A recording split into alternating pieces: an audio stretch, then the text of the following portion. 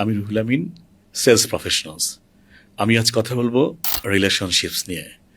Relationships একজন salesman, একজন মার্কেটিয়রকে অবশ্যই বিজনেসকে কিভাবে প্রাসঙ্গিক এবং সার্বজনীন করে তোলে সেই বিষয়ে। আসলে রিলেশনশিপস এভারলাস্টিং করে মিউচুয়াল ডিজায়ারের উপরে। সারা পৃথিবীতে যত সেলসম্যান আছে, মার্কেটিয়ার আছে, আমি মনে করি সেলসম্যান ওয়ার্ক করে like prophetic work. Prophetic work meanings এইখানে ট্রু মেসেঞ্জার। আসলে ট্রু মেসেজের উপর ডিপেন্ড করে একজন প্যাট্রন বা ক্রেতা তার ডিসিশনগুলো জীবনকে সহজ করে তোলে।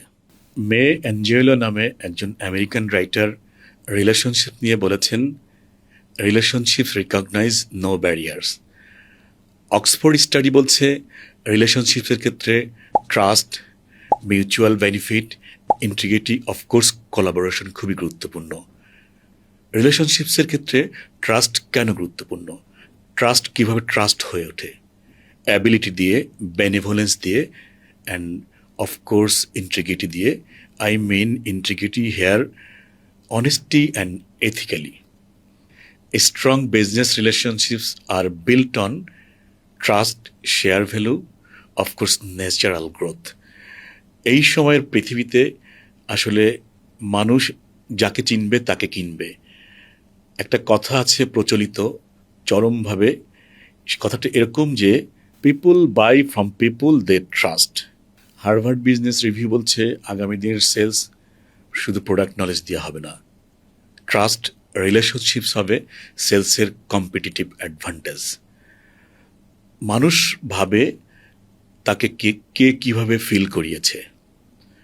হার্ভার্ড বিজনেস স্কুল আরও বলছেন যে আধুনিক মডার্ন সেলসের রুল হচ্ছে stop trying to Impress, start trying to understand people.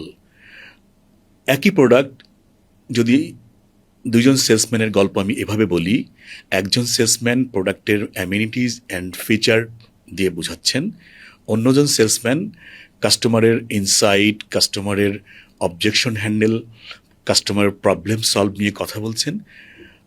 সেলসম্যানশিপের theory থেকে আমি মনে করি দ্বিতীয়জন উত্তীর্ণ হবে। সেই ক্ষেত্রে ক্রেতা মনে করেন যে মানুষটা আমাকে সেল করছে না, আমার কাছে আমাকে হেল্প করছে। দিন শেষে মানুষ প্রোডাক্ট ভুলে যায়, মনে রাখে কে কীভাবে তাকে লিসেন করেছে, অ্যাকনলেজ করেছে, তার পাশে থেকেছে। That is the real power of relationships. শুদ্ধ সম্পর্ক ছড়িয়ে পড়ুক সবখানে। ধন্যবাদ।